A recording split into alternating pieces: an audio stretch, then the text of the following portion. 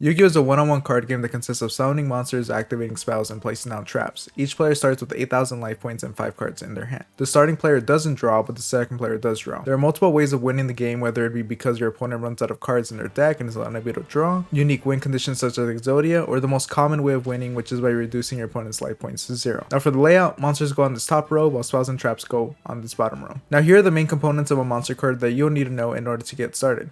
Under the card's name, you'll spot the level of the monster by counting its stars. At the very bottom right, you'll see the monster's attack and defense stat. If the monster is in portrait orientation, then it's in attack position, while if it's in landscape, it's in defense position. However, when you want to normal summon a monster in defense position, then you set it, which just means it's face down in landscape orientation. During your turn, you can summon monsters. Each person has one normal summon that they can conduct in each of their turns. If the monster is a level 1 through 4, you can normal summon it. If it's level 5 through 6, then you have to tribute, or in other words, sacrifice a monster you already have on the field in order to summon it. While if it's level 7 or higher, it'll require 2 tributes. You can also special summon monsters, but this is more specific to the card. This is how battles between monsters go. If you're both in attack position, then the monster with higher attack wins and destroys the other monster. The owner of the losing card then takes damage equal to the difference in attack stats.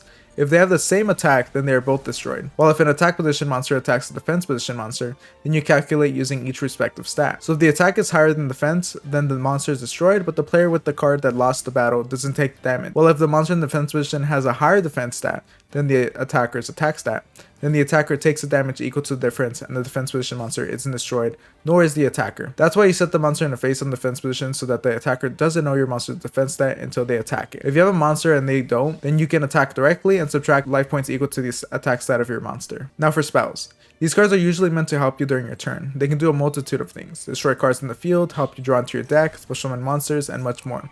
So make sure you read your spell cards so you know what they do. Finally, traps. These cards usually have to be set down in the spell and trap card zone and can't be activated for the entire turn that they were set face down.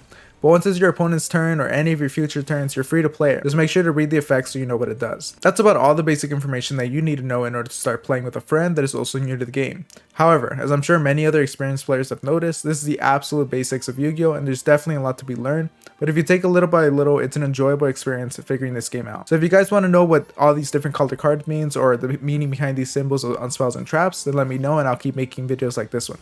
Thank you for watching and have fun dueling.